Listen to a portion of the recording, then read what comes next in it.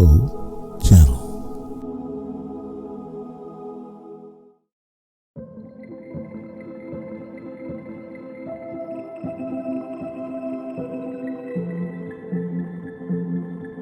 When I rather naively began my involvement, I expected to read a few books, ask a few questions, maybe write a few letters, and I'd have all the information I could ever dream of. I've certainly found some of those answers down the years, but by no means have I found them all.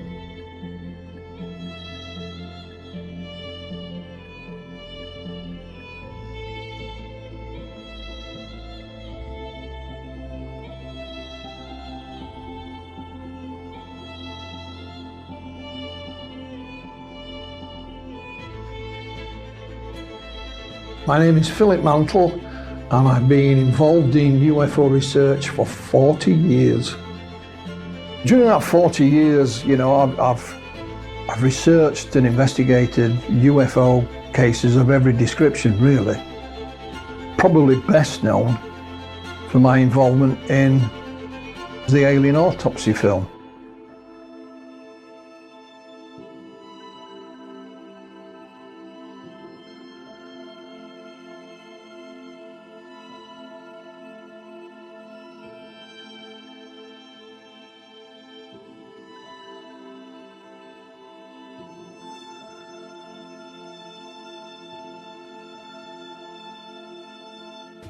Headline edition, July 8, 1947.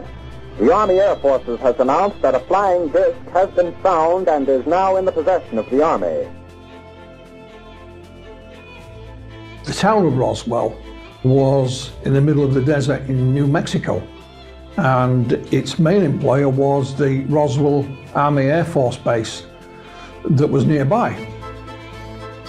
And one night in early July, there was a lightning storm, and the next day on a sheep rancher's property, a chap called Matt Brazel came out to inspect his sheep one day and found this wreckage across his land. The sheep wouldn't go anywhere near it. He'd never seen this type of material before. He didn't have a telephone, he didn't even have electricity on his ranch. So he took some of this material to his neighbour, a lady by the name of Loretta Proctor at a nearby ranch, and she advised him to take it into the town. She said it might be something to do with the military. So he waited a few days until he had to go into town for something, and he gathered some of this material up and took it to the sheriff, and that was Sheriff George Wilcox. Again, Sheriff Wilcox had never seen anything like it, so we put in a phone call to the Roswell Army Air Force, which seemed the obvious thing for him to do.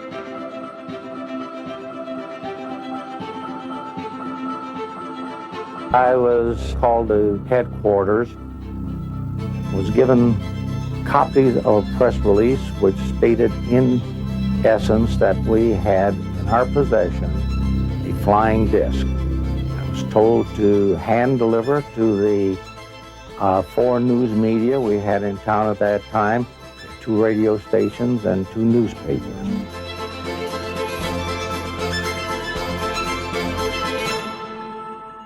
That, of course, then went out on the wire service, the local radio covered it, and the story shot around the world. The sheriff did say we're getting phone calls from, all 4 corners of the globe. So that's how we got to know about it, not through any unofficial statement, but from an official press release. Within hours, in fact, the next newspaper the following day, they retracted that, said, sorry, big mistake, it was a weather balloon.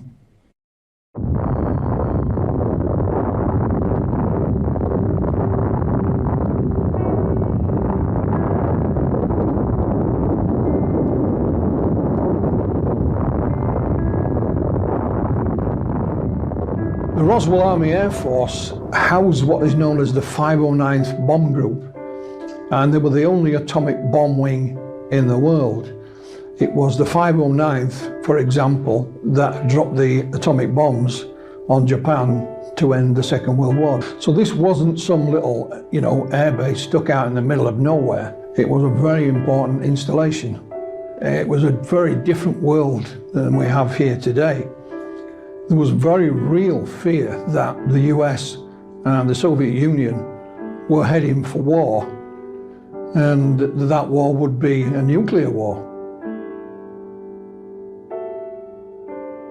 So there was still a great respect for officialdom, certainly in the military. Both the US and the USSR in opposite direction were keeping tabs on each other. We know that the atomic bomb was designed and invented in the United States. However, the secrets were leaked to the Soviets, so they did have atomic bombs, and the US were keeping a close eye on them the best they could. So tensions were very real in 1947, and there were many that suspected that war could well be imminent. Primarily, if the military said something was so-and-so, then you'd probably believe them. A lot of people in the town may have even served in the military at one point. The town depended on the airbase for its living during those days. Certainly did have an effect. After the telephone call went to the airbase from the sheriff, they dispatched their intelligence officer, which was Lieutenant Jesse Marcel. He took with him a gentleman called Sheridan Cavett, and they made their way out to the Brazel Ranch and collected some of this material. And on the way back, Marcel stopped at his home. He didn't live on the base, he lived off base with his wife and his 11-year-old son, Jesse Marcel Jr. When he came in, he was very excited. He woke my mother and myself up at must have been 1 or 2 o'clock in the morning, and he wanted us to see what he was bringing in from the field. He said, "This is parts of a flying saucer," and it was all brought in and spread out on the kitchen floor, and we just looked at it. Young Marcel picked up a rod about this long that looked edge-on like a capital letter I. So it got the nickname of an I-beam. You know, I picked up this particular I-beam and held it up to my upper left to look at it with the kitchen light reflecting on the inner surface. And that's when I saw the writing or the symbols of some sort. I thought at first, this is hieroglyphics or some kind of writing like that. It certainly looked alien to me. And his father said, "Son, you may be the first person to ever see writing from another world." He gathered the stuff up and took it back to the base. There are some people, even today, who say, well, you know, the military did make a mistake, and it was indeed simply a balloon, but attached to a secret project. Hence, you know, the reason for keeping it quiet. You go back to Major Marcel himself. They used to release weather balloons twice a day from the Air Force Base. He'd been trained in how to do this. He knew what a weather balloon looked like. And he said, that material that I posed for in his office was a weather balloon, but that wasn't the material that I picked up that day on the ranch. He claimed that there'd been a switch, and he was told to keep quiet and say nothing. Why the cover-up was put into place is still hotly debated. But we have to remember, this is just after the Second World War, so people were used to keeping secrets, and the nature of the airbase itself, it was a nuclear facility. So, you know, secrets were part of everyday routine.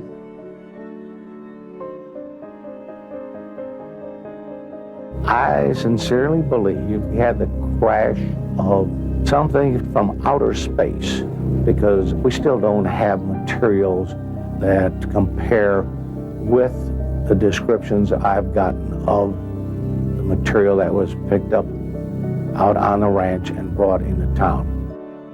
He couldn't figure this out. There were some other bits and pieces, the likes of which he'd never seen before. This was the puzzling thing. They had seen weather balloons and things of that nature, but nothing like this at all. I think at last count, I had spoken to around 4 dozen people who handled various aspects of the debris. the most dramatic is the foil-like material that you could wad up into a ball and let it go and it would unfold itself. Matt Brazel, like Sheriff Wilcox and others, claimed that some of this material was almost looked like tin foil. But it was very light, and when you rolled it up or crushed it in your hand and then let go again, it would immediately unfurl and go back to its original shape without any creases or bends or dints.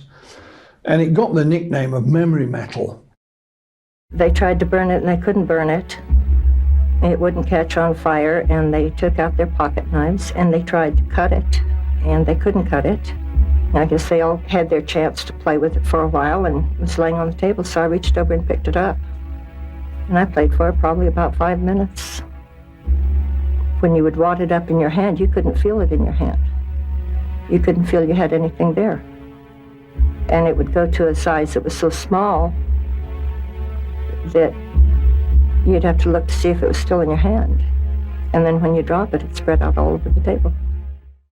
Daddy came in so excited, and he said what they saw was not from this world.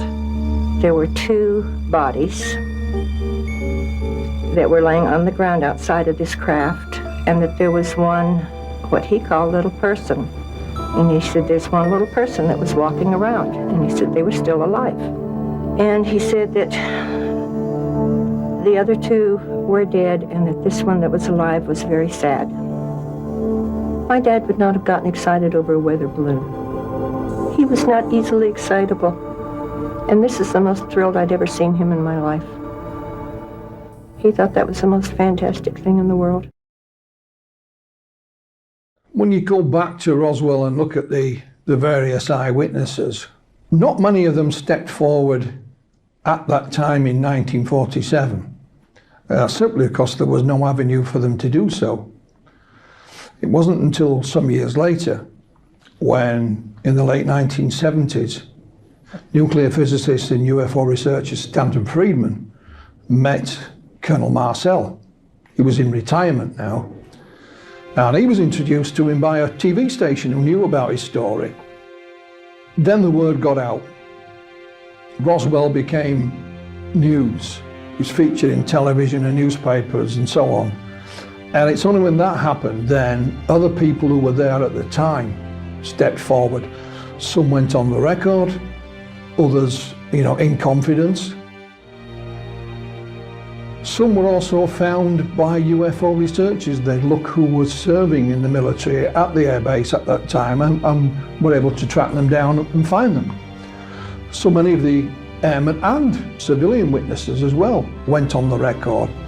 So the investigation to Roswell started in earnest in the late 1970s, and it's still ongoing even today. There's been lots of first-hand witnesses from the military go on the record.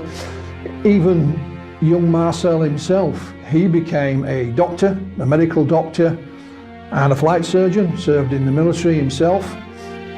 He's gone on the record, wrote his own book about it, spoke at conferences. Sadly, he's no longer with us. So a lot of the people who were there, either first or second hand, stepped forward. There is this threatening aspect of the Roswell story, but again, we have to remember it was a different era and a different time. So there were those, certainly in the military, if they were told to keep quiet, then they would do exactly that. That was their duty, and that's the way they were trained, and that's the way that they acted. A number of the military witnesses didn't go on the record for a long time, perhaps when they were in the twilight of their own life. And they thought, well, if I don't say something now, then I'll never have the opportunity.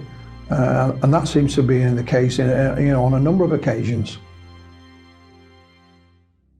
The best evidence we have from a number of eyewitness sources is that the craft and the bodies were brought to Hangar 84 on the Roswell Army Airfield and stored overnight before transport. What we understand from the eyewitness testimony is the bodies were sealed in a large wooden crate kept at the center of the hangar. It's absolutely brilliant what they did. They announced they have a flying saucer, But they've already captured it. They've already got it. There's nothing to see, so nobody goes out looking for the thing. Then they shift everything to Fort Worth. The higher headquarters says, no, those guys made a mistake. It was just a weather balloon. One of the sinister things about the Roswell affair is that there are claims that the military not only ordered the people under their command to stay quiet, but also civilian witnesses. The press can't find Jesse Marcel because he's in Fort Worth and he's been silenced. You know, when he came back from Carswell, after flying the debris, he did tell me not to talk about this, told my mother not to talk about this. This is a non-event. Play like it never happened. Don't even talk about this with your friends, which I didn't. And years later, he confided that he was actually part of the cover-up because he went along with the Air Force explanation, even though he knew full well that was not true. There's corroborative testimony that suggests somebody was putting pressure on people to silence them, and they used what means were necessary to keep those people silent. With some of the civilians, they were told that if you ever talk about it, you will be killed. For example, there's a lady by the name of Frankie Rowe. Her father was a firefighter. It's claimed that they were dispatched to the event, and he managed to somehow acquire a piece of this memory metal and show it to her. You know, she was his daughter. Shortly afterwards, they were visited by members of the military with a stern warning, and I mean a very stern warning, that keep quiet about this and say nothing. You know, bullets are cheap, so to speak. I said, yes, I did handle it. And he started emphasizing, no, you didn't. Well, my mother was pretty strict, and we didn't lie. So I'm insistent that, yes, I saw it, yes, I held it. And he got mad, and he got louder, and he had one of those, looks like a small baseball bat that hooks on the side of your belt, and he took that out, and he's holding it, and he starts beating his hand. Every time he said something, he would hit that on his hand, and he would say, I want you to understand, you were never there. You did not see anything. You did not hear a conversation. And he said, if you can't understand this, there are things that we can do. He said, we could take you out here in the middle of this desert. He said, this is a big desert here. He said, no one will ever find your bodies, ever. No one will ever know what happened to you. He said, the only way I'm going to let you stay around or live is if you promise you'll never talk about this the rest of your life. So I told him I wouldn't. And that was a reoccurring theme every now and again, both with civilian and military witnesses.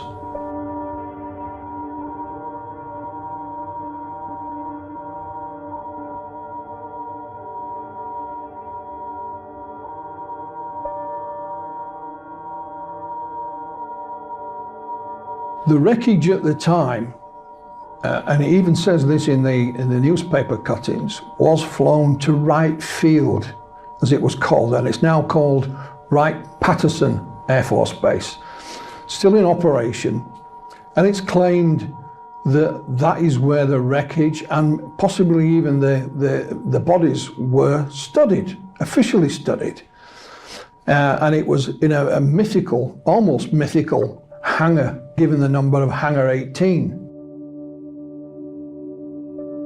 There are those that claim that when the wreckage was studied at Wright-Patterson Air Force Base, it was drip-fed secretly into civilian research programs, and that it may have helped the technology for the space race, for example. Good Lord, ride all the way. Godspeed, John Glenn. 5.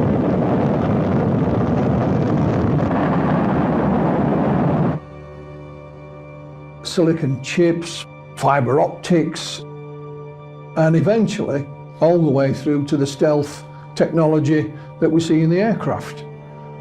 That is a rumor, it's not proven, but there are those that say that, you know, most of the technology that was found that day at Roswell are still yet to be identified and we haven't been able to reverse engineer it at all.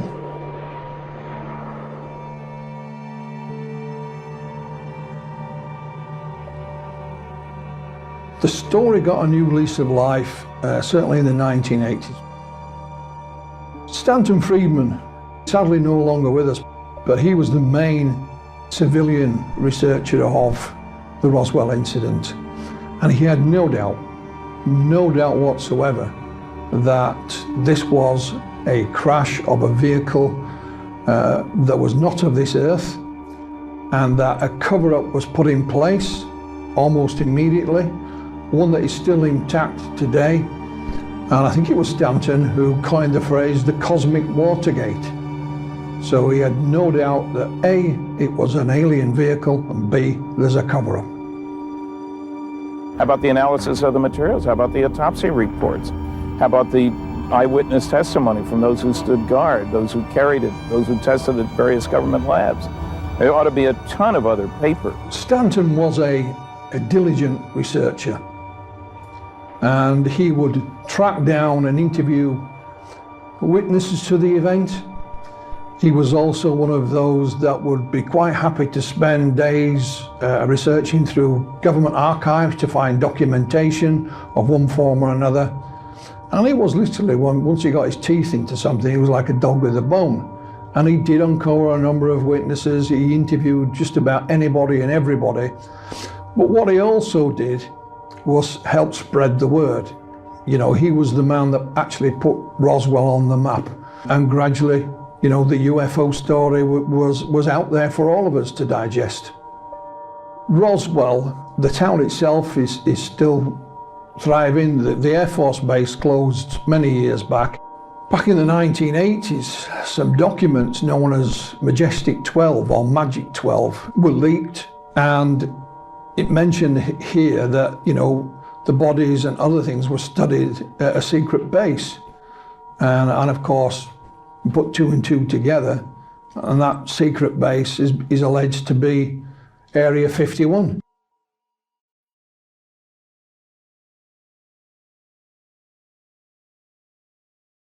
I was the press officer for the British UFO Research Association.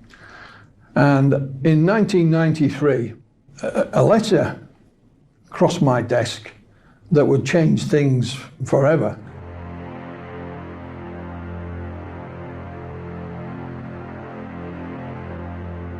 And it was a letter from the Merlin Group in London, from a gentleman called Ray Santilli. After the initial letter, we corresponded some more, and I spoke to Ray Santilli on the telephone. It was quite apparent he knew very little about the UFO subject.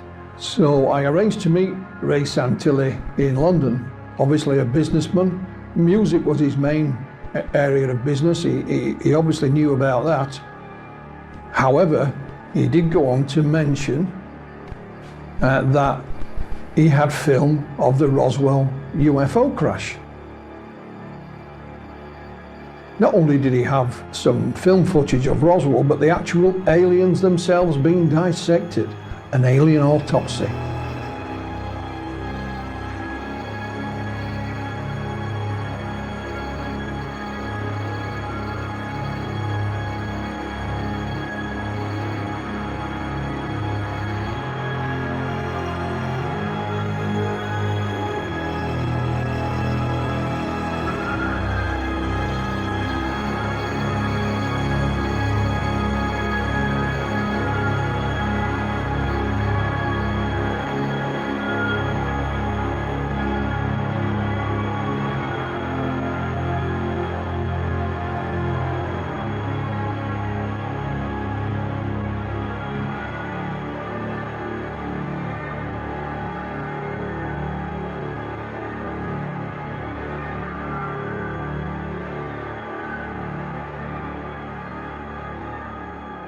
The story from that point on became quite a roller coaster. At the time, you know, I didn't look upon it as being anything other than just a film. You have to ask yourself, okay, we have a film. What could it be? First of all, could it be a hoax? course it could. You know, when you look at the movie Jurassic Park, they made full-size dinosaurs, you know, move and look real. So with enough time and money, yes, it could be a hoax. Then we looked at, could it be real? Could it really be, you know, from Roswell? Like I said, it'd always been rumoured that film and still photographs were taken. There was also another idea that perhaps this was some kind of poor, deformed human being that we were looking at. So it was, again, a real film, but it was of some, you know, some deformed person. And there was even another theory, if you like, that could this be some US military disinformation film? Not to disinform UFO researchers, perhaps it was made to fool the Soviets, you know, and leak it into the Soviet Union to say, look what we've got. So there was a number of ideas, you know, as to what it may or may not be, none of which could be proven one way or another at that point. I spent in total 14 years researching the alien autopsy film. And in 2006, we'd already been given a name, a first name of a gentleman, and the name was Spiros. I knew the film was a fake, I just couldn't prove it. I had a few missing pieces. A colleague of mine called Russell Callahan had a phone call from a gentleman called Spiros Malaris. And he said, Russell said, it's not me you want to speak to, it's Philip. Bang, there was our mysterious man we'd been looking for. And as soon as I spoke to him, he just filled in all the gaps. Game over. Spiros Malaris is a very talented and very interesting and creative filmmaker. I used Spiros on Alien Autopsy when we did the Investigation Continues, which was a 60-minute documentary based on everything that happened at Roswell. So he was quite involved in most parts of the project, and you know, I know that there's some difficulty at the moment because he's laying claim to coming up with the entire concept of alien autopsy and doing everything, but that's absolutely not true. And he was not involved in our trip in America, finding the cameraman, bringing the footage over, and all of that part of it. All the questions I'd been asking for years, he had an answer for all of them. It's like having a jigsaw puzzle with bits missing. And you had a good idea what the jigsaw was, and once you got the missing parts, that was it. Finished.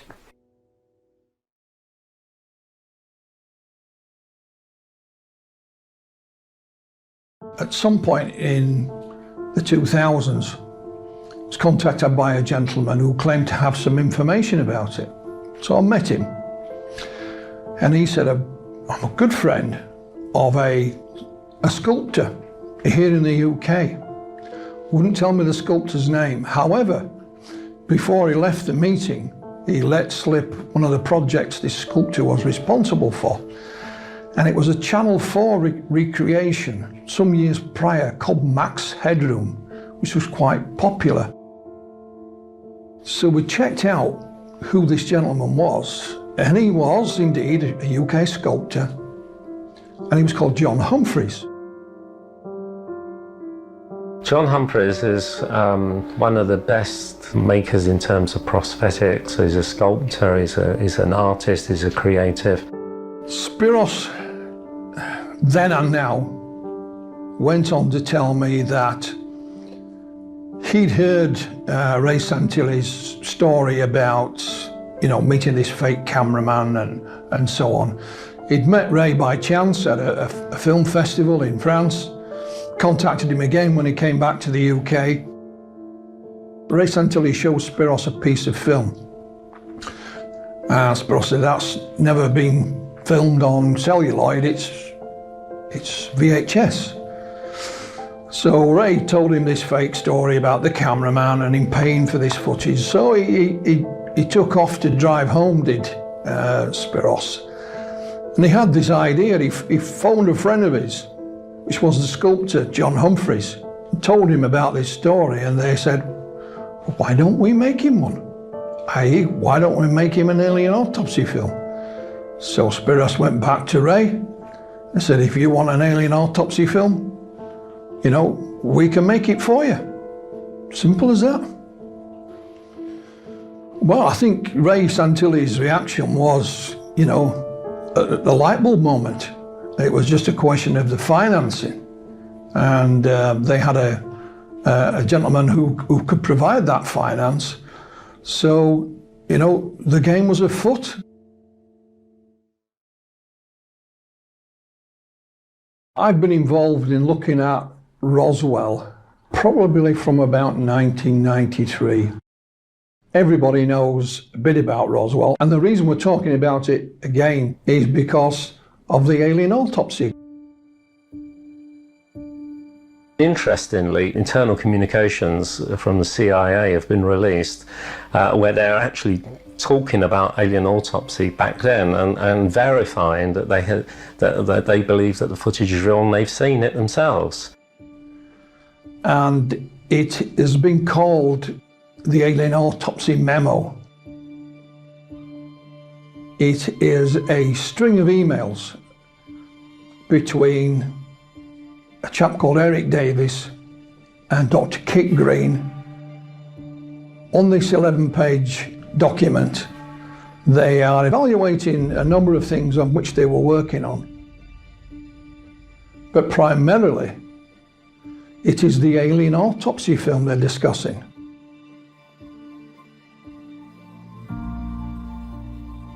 It's addressed to US billionaire Bob Bigelow, who used to run an organization called the National Institute for Discovery Science, NIDS, and he employed a number of scientists to study UFOs. One of those scientists is Dr. Kit Green. Kit Green formerly worked for the CIA. This email list is clarifying statements made by Kit Green concerning the alien autopsy film. It's dated 2001. Without going into too great a detail, he came to the conclusion, as did the others copied in on these emails, that the alien autopsy film, in his opinion, was real, and that he'd seen exactly the same type of film at a briefing at the Pentagon back in 1987/88. And it's caused quite an uproar yet again.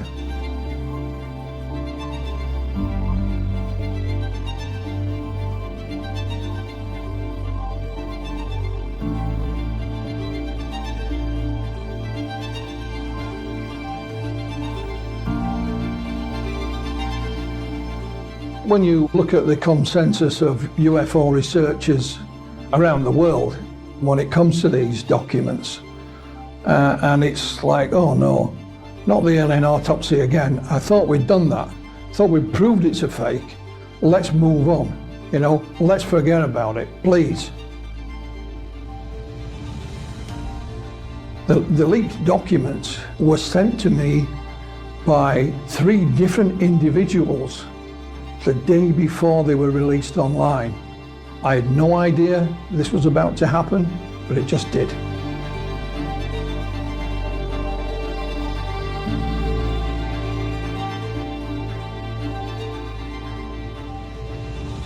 It is believed it has come from an archive of a well-known gentleman who had passed away. I'll not mention his name because it's not yet been verified. But it seems plausible enough. He was involved in UFO research. He's an extremely well-known gentleman, if I mention his name. Terry Houston, the computer's yours. Thank you. You troops did a nice job down there. That was beautiful. Auto. We're on the surface.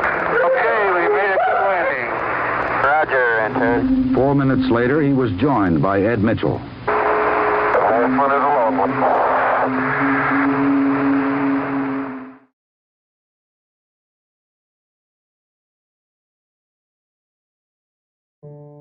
There's a number of people who are copied in on this email. And one of those who was copied in, I emailed them and asked them if the documents in question were authentic. And he said, off the record, Philip, yes, they are. The gentleman I contacted on email has refused to answer any more questions.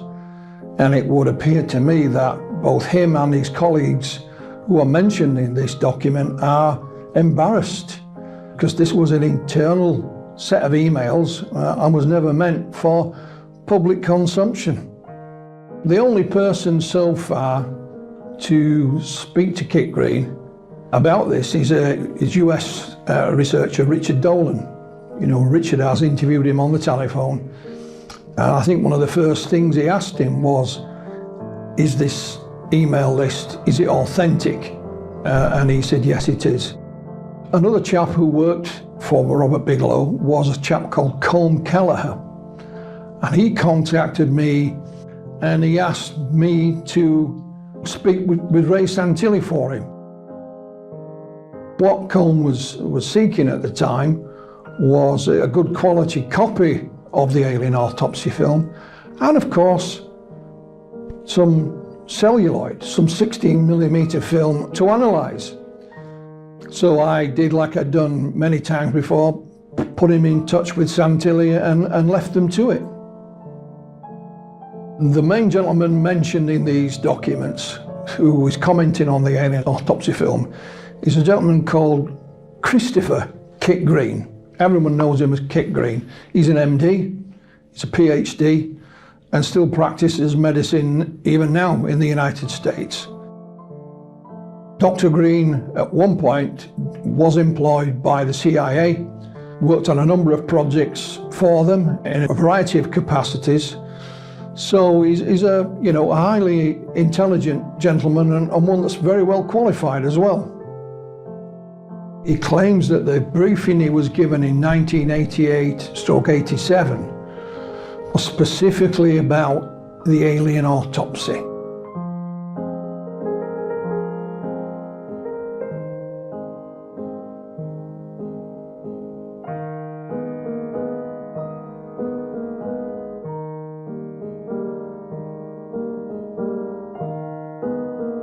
I think the main reason when you look at these documents is why they would want Kit Green to evaluate the alien autopsy film. There are two reasons. One is that in 1988/87, Kit Green himself says he was taken to the Pentagon and briefed and shown films that looked exactly the same as the alien autopsy film. But also, he's an MD, he's a medical doctor. So later in these documents, Dr. Kit Green, looking at the alien autopsy film itself, nothing to do with any briefing he'd had at the Pentagon, but he gives his own medical opinion on what he sees on that film. And he says, I think it's real. It's a genuine article.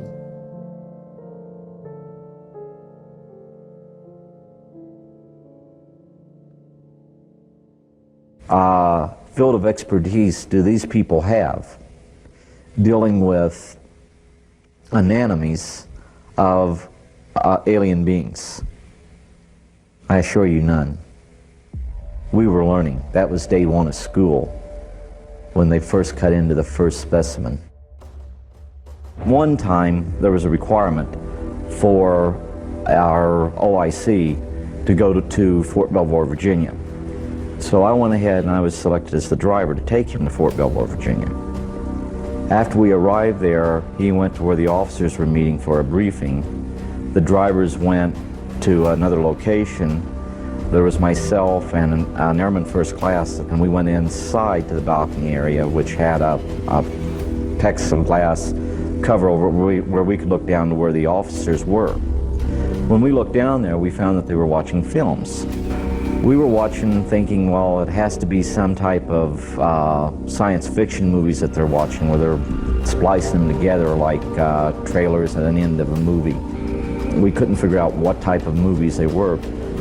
So while we were talking amongst ourselves, we looked around, we had two gentlemen come in and told us we were to follow them.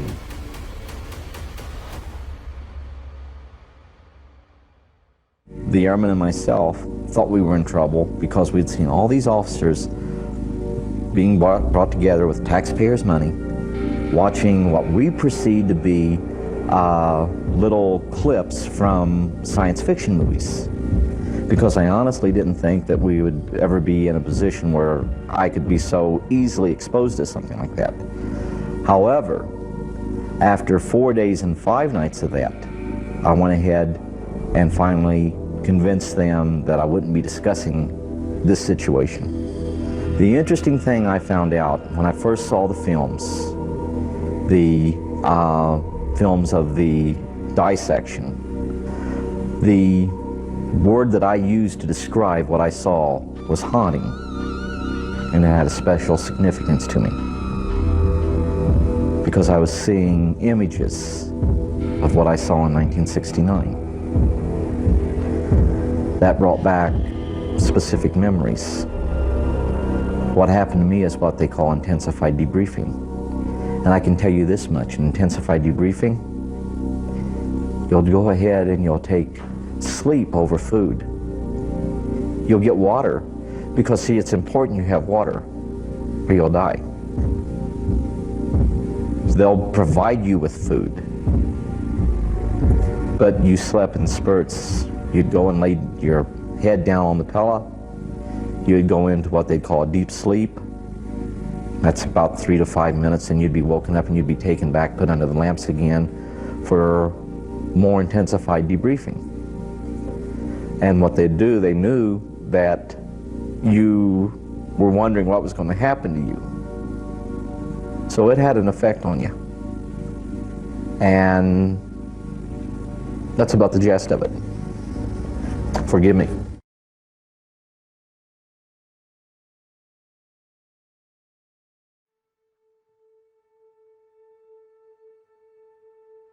Is Kit Green saying that the things he saw in the 1980s were similar or the same as the being in the 1995 Santilli film?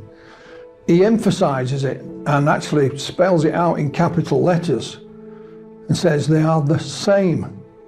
Not similar, but the same. And of course, that's simply not possible.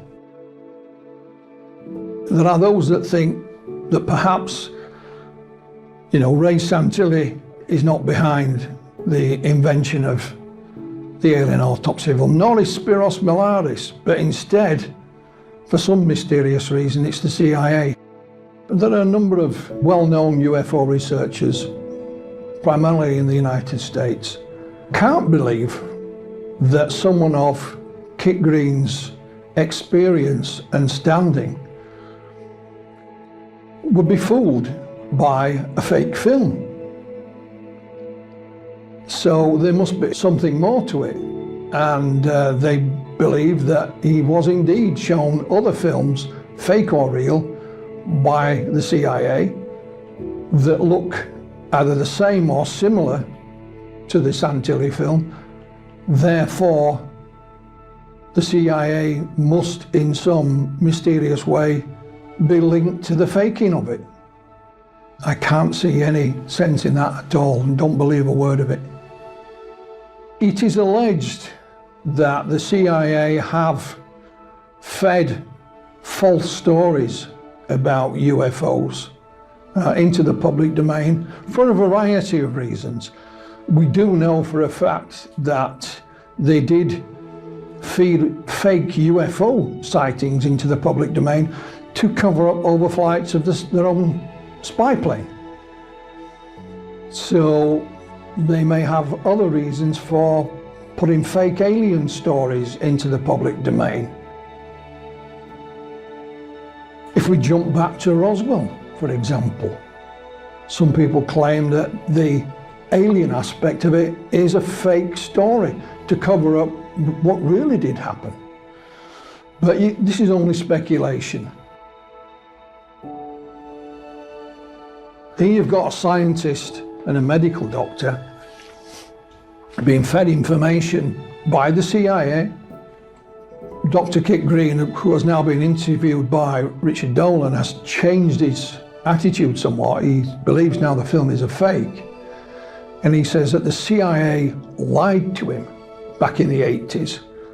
However, he does now still say that some of the film that he saw at the Pentagon, some of the aspects of it, like the creature's face and the hand and the room, were still the same as the Santilli film released in 1995. Now, whether it's the whole film or bits of it, they cannot be the same, because the film was only designed and made in 1995. So nothing in it can be the same as something seen back in the 1980s. It is simply not possible.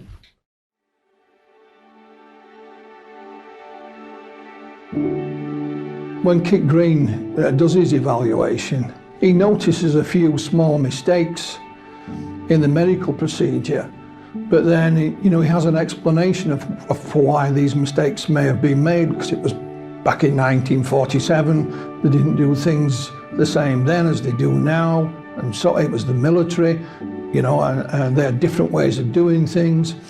He speculates that if any tissue samples were taken, they would go to the Walter Reed Institution, which of course is based at Wright-Patterson Air Force Base, which we have mentioned before, and its links with UFO research. Although he's only speculating, he doesn't know this for sure, it's just pure speculation at that point. When you look at Dr. Kit Green's evaluation of the alien autopsy film, he doesn't get anything right, and you think to yourself, is he looking at the same film as me? Because he mentions various medical items in it which you can't see. They're just not there. So it does make you wonder how he's come to these conclusions. I've tried to get in touch with Mr. Green to ask him a few questions. The first one I would ask is, how did a man of your reputation and experience come to be fooled by this fake film? That would be my first question. But unfortunately, I've not had that chance yet.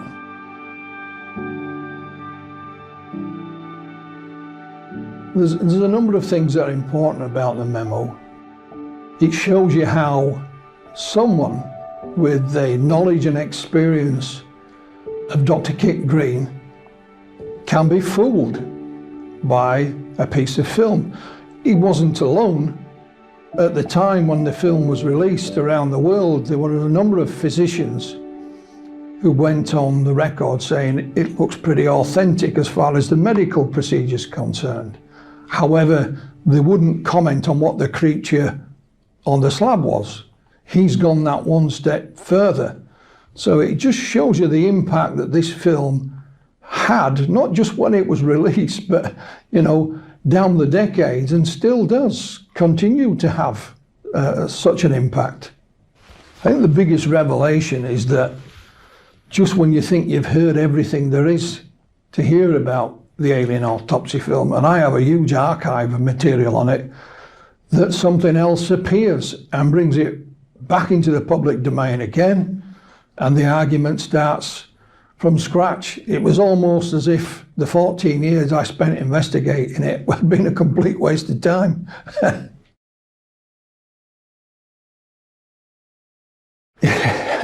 What is amazing is that Ray Santilli had been quiet for quite a while, but once this email document leaked, he was back on social media saying, I always knew that there were documents somewhere that would prove that what I'd been saying was correct all along. He's even done a couple of interviews on a couple of podcasts, still saying, I told you I had real film, I told you there was a mysterious cameraman. Well, these documents don't prove anything, but he's using it to the best effect.